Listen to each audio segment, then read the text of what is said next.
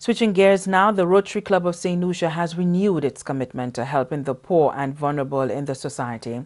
At the club's recent President's Luncheon, Social Transformation Minister Harold Dalson delved into the problem of poverty and the government's response at the behest of Rotary. President Chester Hinkson says poverty is among social ills that must be abhorred, and St. Lucia must do all possible to avert the scourge from taking hold. You hear that there's not enough food to feed the people in the world. That's the biggest myth and lie anybody can tell you. Because there's enough for all our needs, but not enough for all our greed. There's enough to feed everybody. Let me read something to you here. The price innocent people have paid for the greed of others is horrific. But theirs is not the only cost. Engraved in a wall of the museum is a profound observation made by Frederick Douglass, former slave and crusader for human rights, which reads, "No man can put a chain about the ankle of his fellow man without at last finding the other end fastened about his own neck." In fact, in the act of dehumanizing others, we dehumanize ourselves.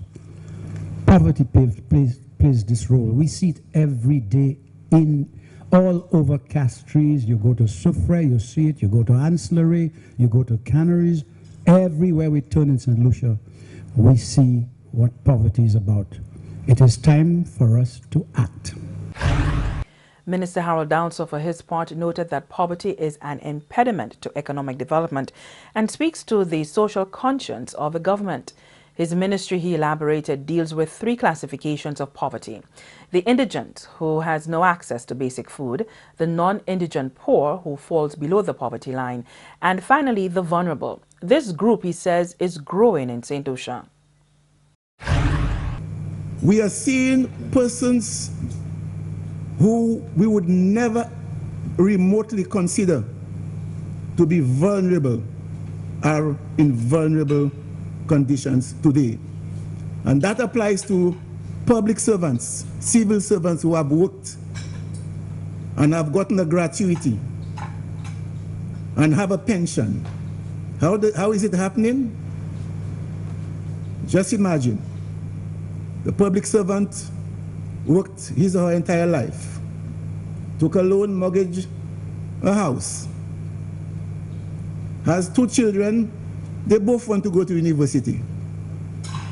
Take your gratuity, send both to university. And you on pension getting $2,000 a month. Barely surviving. Any slip, fall right back into the poverty line. So there is a new poverty emerging in St. Lucia. There is chronic poverty, which is poverty transmitted from one generation to the next. And that is very popular in St. Lucia. And it seems to be identifiable with certain pockets in our communities. So your grandmother grew up not having nothing at all. You now have absolutely nothing. You have not added value to your life, to anything else, to the conditions. And then the same is going to follow through with your children. This one is the worst that we can think of. At the last census in 2010, the overall poverty rate stood at 29%, with 2% of that figure being indigent.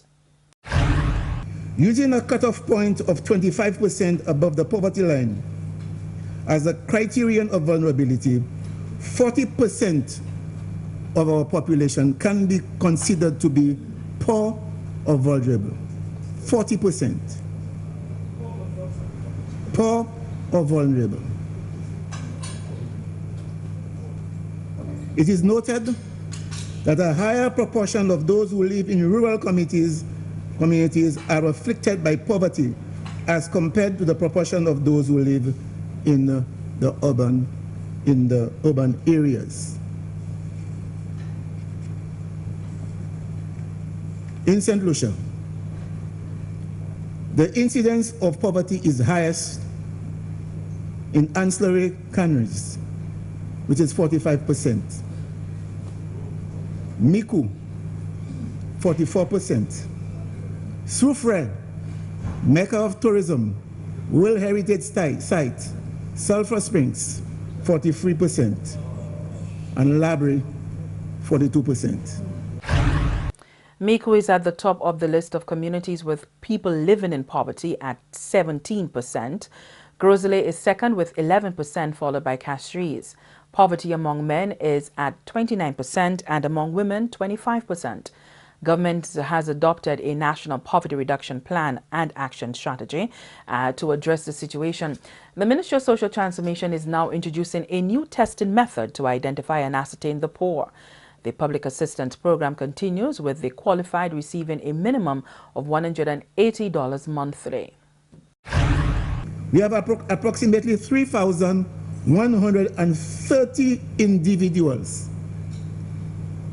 or about 411 households in that program, receiving the 182, it goes up to 280. We have a program called the Community After School. And what this program did, it targeted economically depressed areas like Wilton Siad, Fouashaw, Coinlance-in-Soufrière, Palmis, Bruceville in Beaufort. And the children after school, they would not go home. They would go to the school, and then they would have facilitators who would teach them how to play an instrument, netball, football, and then they would get a meal. And do you know that it was the meal that was attracting them to come to the program? And the facilitator was telling me, when they served them that small meal, she saw one child ate half of what she had and folded the rest and said, I'm taking it home to my little brother. But that after-school program, unfortunately, is under threat. Without financial support, the program was discontinued briefly. But the Hotel and Tourism Association came forward with an almost $70,000 donation along with other entities. The program has now gained life until January 2015. Government is also pressing on with a $200 monthly allowance to children with special needs. Some 118 children are benefiting.